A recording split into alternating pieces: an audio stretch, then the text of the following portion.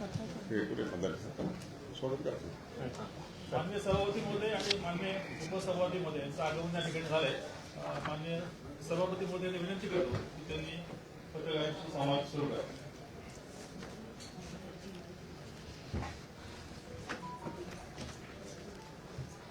उद्या नागपूर येथे सुरू होत असलेल्या हिवाळी अधिवेशनाच्या पार्श्वभूमीवरती विधानमंडळ आणि प्रशासन या माध्यमातून पूर्वतयारीचा आढावा हा सकाळी बैठकीमध्ये घेण्यात आला। किंवा काही ठिकाणी प्रत्यक्षात भेटी देखील घेतलेल्या आहेत आणि त्यामुळे उद्या सुरू होत असलेल्या हिवाळी अधिवेशनामध्ये ज्या अत्यावश्यक सुविधा विधानमंडळाच्या सदस्य असतील, त्याचबरोबर मंत्री, त्याचबरोबर विधानमंडळ परिसरातील सुविधा, निवास व्यवस्था, त्याचबरोबर सुरक्षा व्यवस्था, पार्किंग, मुख्य प्रतोद आणि प्रतोदांचे ऑफिसेस या संदर्भामध्ये देखील, त्याचबरोबर दूरध्वनी, पाणी पुरवठा, स्वच्छता, अग्निशामक, पत्रकार यांच्या देखील व्यवस्था करण्याच्या संदर्भामध्ये सखोल असा आढावा घेण्यात आलेला आहे। त्याचबरोबर कोणत्याही परिस्थितीमध्ये कोणाची गैरसोय होणार नाही। प्राप्त परिस्थितीमध्ये जे विमानाच्या फेऱ्यामध्ये जो विस्कळीतपणा आलेला आहे त्या संदर्भामध्ये देखील विधानसभा सदस्य आणि विधान परिषदेचे सदस्य आणि वरिष्ठ अधिकाऱ्यांना या अधिवेशनाला वेळेत पोहोचता यावं यासाठी देखील एक विशेष अशा नोडल ऑफिसरची नेमणूक केलेली आहे आणि ती नेमणूक केल्याच्या नंतर कोणाला अडचण आल्यानंतर त्यांना देखील व्यवस्था करण्याच्या दृष्टिकोनातून विशेष असं प्रयोजन करण्यात आलेलं आहे। त्याचबरोबर काही रेल्वेच्या गाड्या ज्या मुंबईवरून अनेक अधिकारी, त्याचबरोबर कर्मचारी, पत्रकार आणि एकूणच सगळ्यांना जाण्यासाठीचा जो परतीच्या मार्गाने जो विषय असतो, 8 ते 14 शनिवार आणि रविवार या दोन्ही दिवशी देखील अधिवेशन हे सुरू राहणार आहे आणि म्हणून 14 तारखेला विशेष असं रेल्वेच्या गाडीचं देखील प्रयोजन करण्यात आलेलं आहे। 14 तारखेला रात्री ही गाडी सुटणार आहे। त्याचबरोबर 15 तारखेला देखील एका विशेष रेल्वे गाडीचं प्रयोजन करण्यात आलं आहे की जेणेकरून आलेल्या विधिमंडळासाठी आलेल्या व्यक्तींचा कुठलीही प्रवासामध्ये गैरसोय होणार नाही या संदर्भामध्ये देखील या पूर्व नियोजन आढावाच्या बैठकीमध्ये आपण सूचना दिलेल्या आहेत आणि रेल्वे अधिकाऱ्यांनी देखील त्यासाठी सकारात्मक प्रतिसाद देत 2 गाड्यांची विशेष व्यवस्था आपण उभी करण्यासाठी त्यांना दिलेली आहे। त्याचबरोबर बीएसएनएल आणि वायफायच्या संदर्भामध्ये गेल्या अधिवेशनामध्ये जो अनुभव आला की जेणेकरून कुठलाही वायफाय आणि लँडलाईनच्या नंबर्समध्ये अडचणी येऊ नये या संदर्भामध्ये बीएसएनएलच्या अधिकाऱ्यांना देखील आपण सूचना करण्यात आलेल्या आहेत। आवश्यक ती वाहन व्यवस्था देखील निर्माण करण्याच्या दृष्टिकोनातून आपण सूचना केलेल्या आहेत आणि त्याची देखील प्रतिकृती झालेली आहे असं देखील आढाव्यामध्ये सांगितले। कोणाचीही गैरसोय होणार नाही। त्याचबरोबर वाहन व्यवस्थेमध्ये ज्या अडचणी असतील आणि ट्रॅफिकचा जो सामना करावा लागतो त्यासाठी देखील आपण पोलीस प्रशासन आणि विधानमंडळाची सुरक्षा व्यवस्था यांना देखील त्या संदर्भामध्ये सूचना दिलेल्या आहेत की जेणेकरून कोणालाही अडचण होऊ नये आणि अडचणीच्या परिस्थितीला सामना करावयाची आवश्यकता लागणार नाही यासाठी देखील सर्व संबंधित अधिकारी, विशेषतः विधानमंडळाचे सुरक्षा अधिकारी आणि पोलीस ऑफिसर्स यांना समन्वय साधून त्या संदर्भामध्ये देखील कारवाई करण्याच्या संदर्भामध्ये सांगितलेलं आहे। पोलीस बंदोबस्त व्यवस्था आणि टपाल व्यवस्था यासाठी देखील अपडेट राहण्यासाठी आपण सुचवलेलं आहे. आरोग्य व्यवस्था आणि औषधीय सेवेच्या संदर्भामध्ये देखील आपण हिरकणी कक्ष असेल, त्याचबरोबर आपल्या विधान सभा आणि परिसराच्या समोरचा जो भाग असेल तिथं देखील अँब्युलन्स आणि डॉक्टर्सला उपस्थित राहण्याच्या संदर्भामध्ये सांगितलंय. ते दरवेळेच आपण सांगतो आणि यावेळेस देखील आपण सांगितलेलं आहे. एकूणच विधान परिषद, विधानसभा, महिला बचत गटांचे स्टॉल्स, त्याचबरोबर सुयोग येथे होत असलेले पत्रकारांच्या व्यवस्था, भोजन व्यवस्था, आमदारांचं निवासस्थान या संदर्भामध्ये सर्वतोपरी व्यवस्था ही चोख ठेवण्याच्या संदर्भामध्ये संबंधित विभागाने दखल घेतलेली आहे, कार्यवाही केलेली आहे. मला वाटतं कुठलीही गैरसोय होण्याची किंवा अडचण आहे अशी आढावा बैठकीमध्ये सांगितलेलं नाही. त्याचबरोबर आज संध्याकाळपर्यंत ज्या काही अपुऱ्या व्यवस्था आहेत त्या देखील पूर्ण करण्याच्या दृष्टिकोनातून आपण सूचना दिलेल्या आहेत आणि इतर व्यवस्थेच्या संदर्भामध्ये देखील आपण त्यांना सूचना दिलेल्या आहेत आणि अतिशय प्रशासनाने चांगल्या पद्धतीनं त्याचं नियोजन देखील केलेलं आहे. आणि हे नियोजन होत असताना उद्या अधिवेशन सुरू होत आहे. आज आपण आढावा घेतलाय, परंतु 8 डिसेंबरला अधिवेशन होणार हे आपण पावसाळी अधिवेशनामध्ये जाहीर केलं असल्या कारणानं आपण त्यासाठी पूर्वनियोजित बैठका देखील 13 ऑक्टोबरला देखील बैठक झाली. त्याचबरोबर निवास व्यवस्थेच्या संदर्भामध्ये 14 नोव्हेंबर आणि 18 नोव्हेंबर माननीय उपमुख्यमंत्री यांच्या माध्यमातून देखील या बैठकीचं नियोजन झालेलं आहे. ही 4थी बैठक होती आणि त्याच्यामध्ये आढावा घेण्यात आलेला आहे. वेळोवेळी सगळ्या सूचना दिल्याची अंमलबजावणी प्रशासकीय अधिकाऱ्यांनी ही केलेली आहे आणि व्यवस्था सगळ्या परिपूर्ण झालेल्या आहेत. आणि त्यामुळं उद्याच्या अधिवेशनासाठी विधानमंडळ हे सज्ज झालेलं आहे. निश्चितच या अधिवेशनाच्या माध्यमातून विदर्भासहित महाराष्ट्राला चांगल्या पद्धतीचा संदेश जाईल आणि कामकाज सुरळीत आणि व्यवस्थित पार पडेल या संदर्भामध्ये विधानमंडळ आता तयारीत आहे.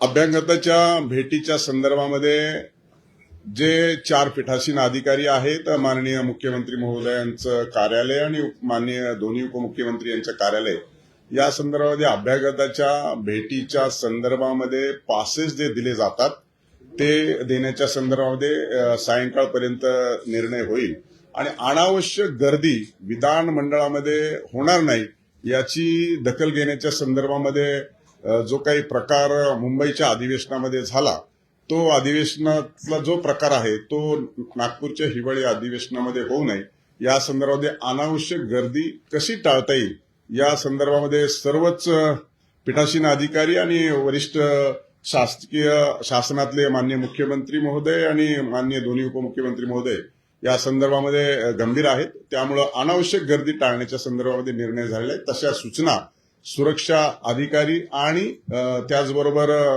पोलीस ऑफिसर यांना आपण दिलेल्या आहेत. त्याची कारवाई संध्याकाळी एकत्रित बैठक झाल्याच्या नंतर पुढील निर्देश देण्यात येतील.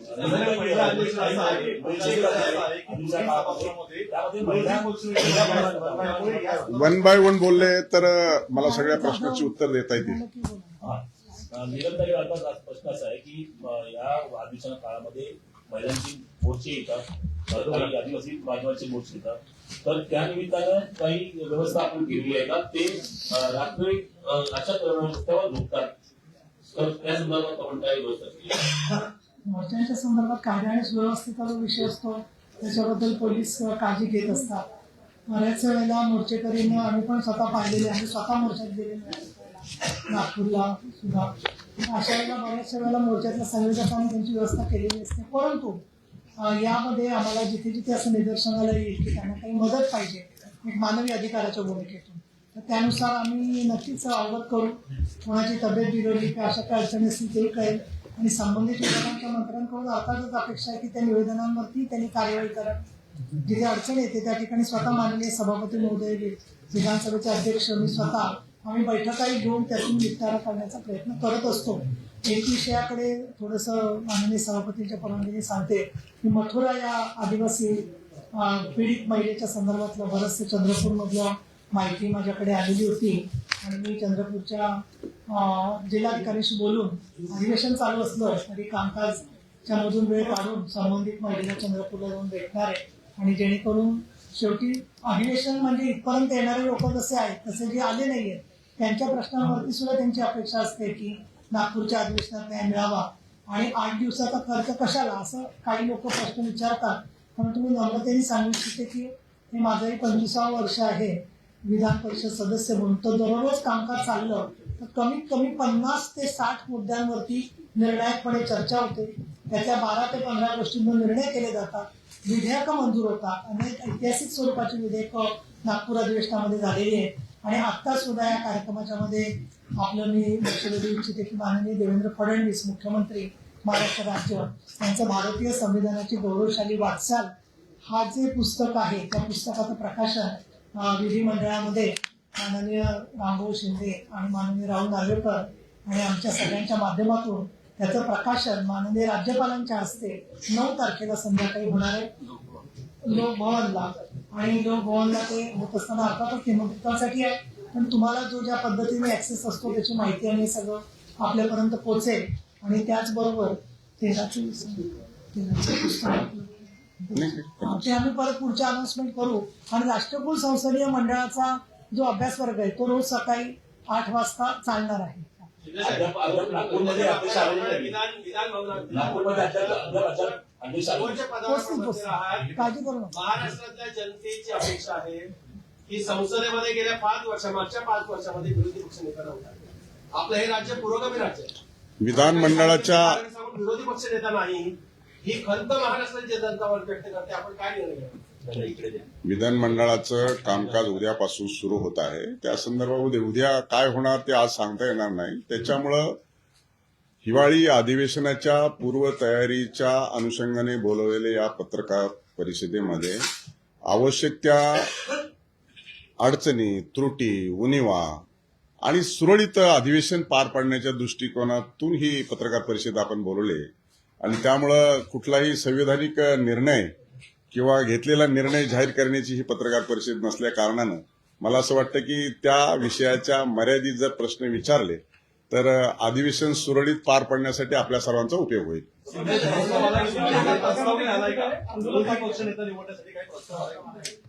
मला वाटतं की विरोधी पक्ष निवड व्हावी यासाठीचा प्रस्ताव दिलेला आहे. तथापि तो प्रलंबित आहे आणि तो योग्य वेळी निर्णय घेण्यात येईल. अडचणी दूर करण्यासाठी ही बोलवले आहे. मात्र विरोधकांची मोठी अडचण झालेली आहे का दोन्ही सभागृहामध्ये विरोधी पक्ष नेताच नाही, समोर बैठक त्यांची सुरू आहे, त्यांची अडचण कशी दूर करणार?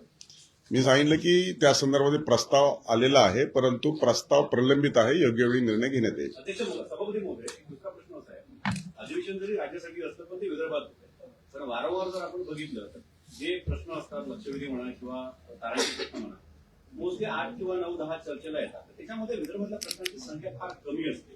तर अशा वेळी जास्तीत जास्त विदर्भातल्या आलेल्या प्रश्नांना प्राधान्य दिलं जाईल का? या संदर्भामध्ये अधिवेशन महाराष्ट्राची उपराजधानी नागपूर येथे होत असल्या कारणानं जे आपलं त्याच्यामध्ये ड्रॉ निघतात आणि प्रश्नावली येते त्या अनुषंगाने त्याची क्रमवारी ठरत असते. परंतु ज्यावेळेस एखादा विरोधी पक्षाचा प्रस्ताव असेल, सत्ताधारी पक्षाचा प्रस्ताव असेल, अंतिम आठवडा प्रस्ताव असेल, या प्रस्तावाच्या अनुषंगाने सत्ता पक्ष आणि विरोधी पक्ष यांच्या वतीने विदर्भाच्या संदर्भामध्ये प्रस्ताव येतो आणि जास्तीत जास्त त्याला न्याय देण्याच्या दृष्टिकोनातून सभागृहामध्ये चर्चा होते. आणि मला वाटतं दोन्ही बाजूचे सत्ता पक्ष आणि विरोधी पक्ष याच्यावरती कॉन्सन्ट्रेशन करतात. त्यामुळं विदर्भाला न्याय मिळावा हीच या अधिवेशनामध्ये भूमिका असते. ते त्या निमित्ताने होईल. औरंगाबाद आधी आणि नंतर मुंबई आणि तिसऱ्या टेपेला विदर्भाचा प्रश्न असतो. विदर्भाचा प्रश्न सुटतपर्यंत तेव्हा पण अधिवेशन संपते. कधीच विदर्भाला न्याय मिळालेला नाहीये. यावर काय करते? मला वाटतं या संदर्भामध्ये विदर्भाला न्याय मिळण्याच्या दृष्टिकोनातून आता सभागृहात चर्चा होईल.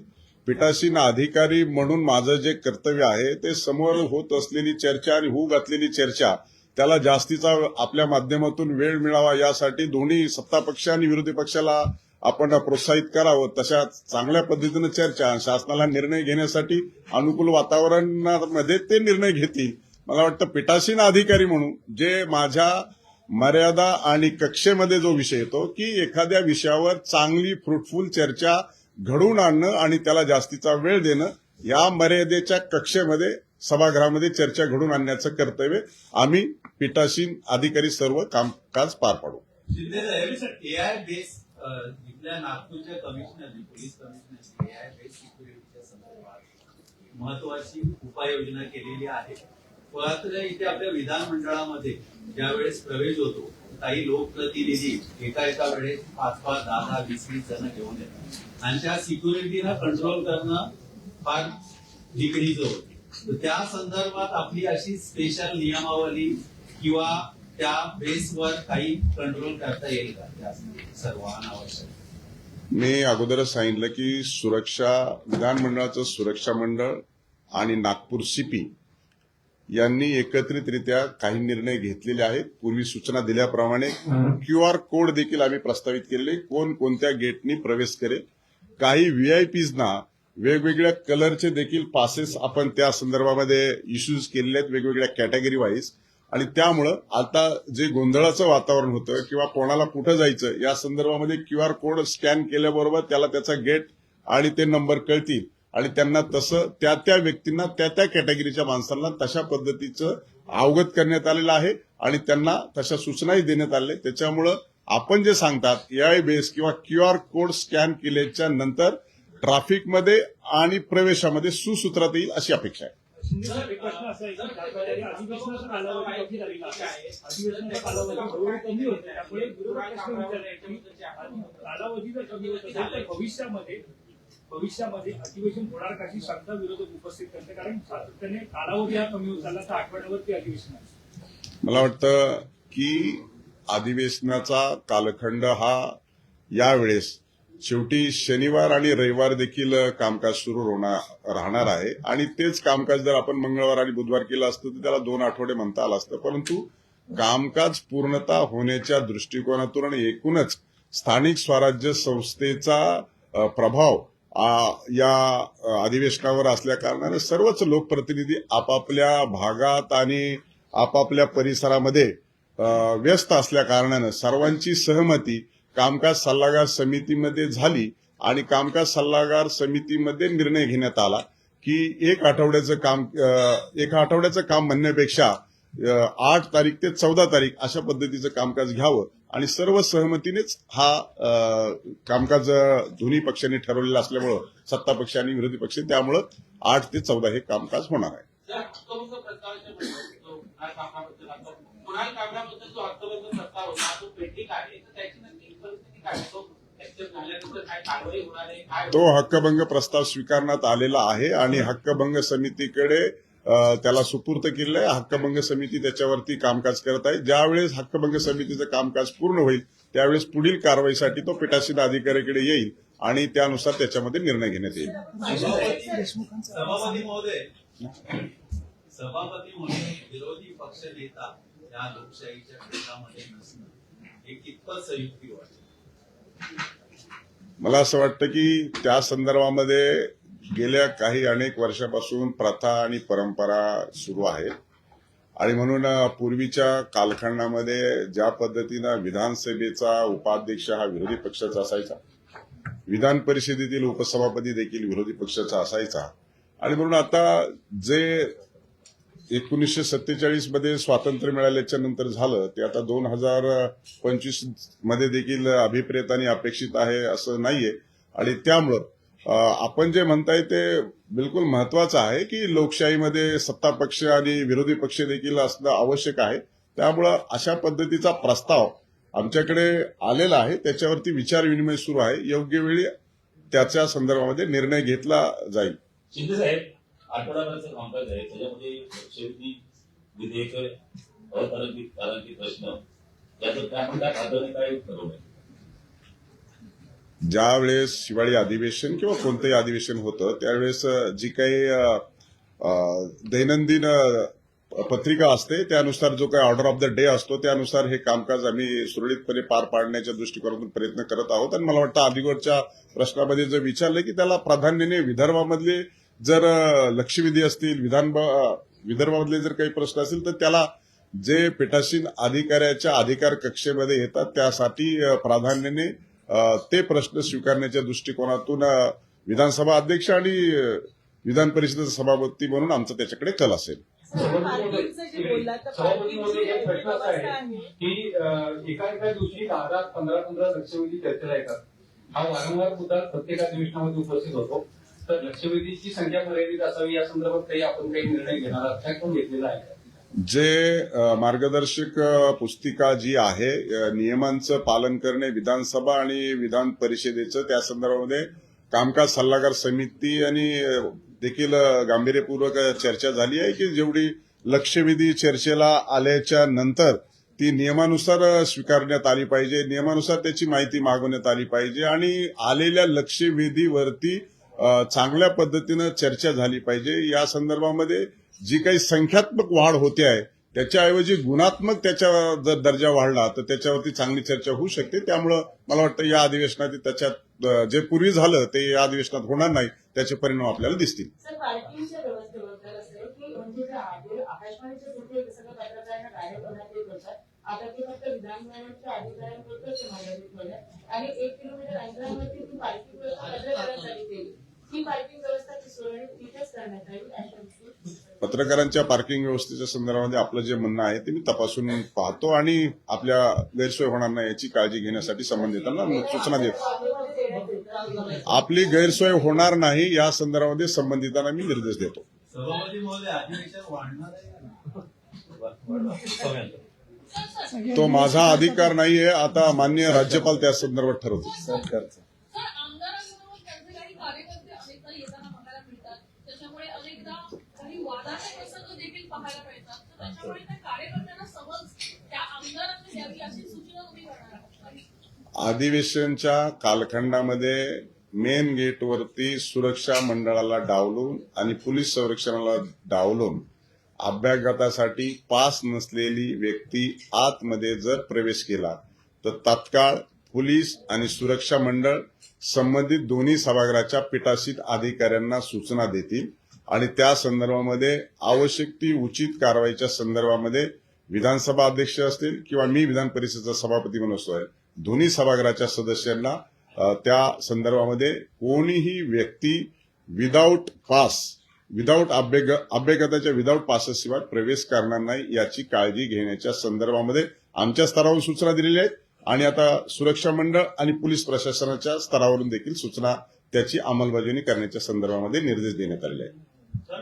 शिंदे साहेब, एक प्रश्न असा आहे की आता तुम्ही थोड्या वेळापूर्वी म्हणाल की 1947 साली देश स्वतंत्र झाला, आज आपण 2025 ला तर तीच परिस्थिती. पण याच महाराष्ट्राने हे बघितलंय की 1980 ते 1982च्या दरम्यान पुरेशी संख्याबळ नसतेवेळी सुद्धा कृणाल गोरे सारख्या नेत्याने विरोधी पक्ष नेतेपद दिलं. तर तुम्ही तुमची जबाबदारी काय ढकलताय वारंवार 1947 2025चा जो रेफरन्स सांगताय? कारण संख्याबळ नसतेवेळी सुद्धा 3 विरोधी पक्ष नेते या राज्याने बघितलेले आहेत. नाही, दोन्ही सभागृहात 3 विरोधी पक्ष नेते कसे? 3 वर्षामध्ये 3 वेळा वेळा पुरेशी संख्याबळाचं जे कारण दिलं जात आहे त्यावेळेस तोच नियम होता सगळ्या गोष्टी. मी तेच सांगतोय की आपण प्रस्ताव आमच्याकडे प्रलंबित आहेत, योग्य वेळी त्या संदर्भात निर्णय घेण्यात येईल. नाही, मला असं वाटतं एक प्रश्न पुन्हा चर्चेला आला तर उत्तरात काही बदल होणार नाही. आपण इतर प्रश्न विचारलेला आवश्यक. सभापतींचा आणि अध्यक्षांचा जो अधिकार आहे ना त्याच्यावर चर्चा होऊ शकते, पण एक मिनिट पण ती चर्चा होत आपला असताना सर्वोच्च मान परत ठेवून आम्ही चर्चा सगळ्या प्रश्नाला उत्तर द्यायला बांधील आहोत. प्रश्न मर्यादेच्या बाहेर आणि आमच्या कार्यकक्षेच्या बाहेर विचारला नाही तर बरं राहील. विधान भवनाच्या परिसरात इमारतींच्या काम जाणार आहे. त्या अधिवेशनाच्या कामाला सुरुवात होईल असं म्हटलं जात आहे. त्यामुळे पुढचे अधिवेशन नागपुरात होणार नाही सांगितलं जात आहे. चर्चा आहे. प्रश्न आपण हिवाळी अधिवेशन आहे आणि या इमारती बऱ्याच अंशी जुन्या झालेल्या आहेत. नव्याने इमारत बांधणे प्रस्तावित आहे, परंतु आपण जे म्हणता त्याच्यामधले कुठलंही तथ्य नाही. परंतु नवीन इमारत बांधण्याच्या संदर्भामध्ये विधानमंडळ आणि शासन संयुक्तरित्या त्या संदर्भामध्ये विचार करत आहे, परंतु अधिवेशन होणार नाही याच्यातलं कुठलंही तथ्य नाही. नाही, एक मिनिट राजू थांब एक मिनिट. अधिवेशन नागपूरला होणार नाही हा संपूर्णपणे अपप्रचार आहे. कुठे होणार काय होणार त्याचं तपशील तुमच्या समोर योग्य वेळेला येईल, परंतु जोपर्यंत आपण संयुक्त महाराष्ट्रात आहोत तोपर्यंत नागपूरचं अधिवेशन होणारच मी ते सांगितलं. 2 वाजले तुम्हाला दुसऱ्या पत्रकार परिषदेला जायचं नाही का?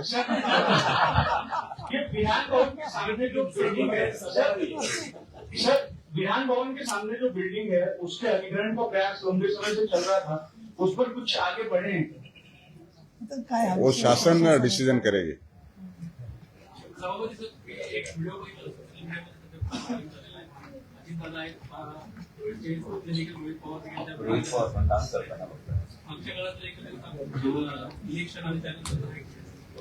ते अगोदर आणि एकत्र डान्स करतात, समजायला हरकत नाही. सर, विधान भवनाच्या समोर जी इमारत आहे त्याच्या शेजारीच्या महानगरपालिकेची पण जागा रिकामी पडलेली आहे. ती पण जागा आपण विधानसभेसाठी. तुम्ही पत्रकार असून मागे कसे इकडे समोर बोलता?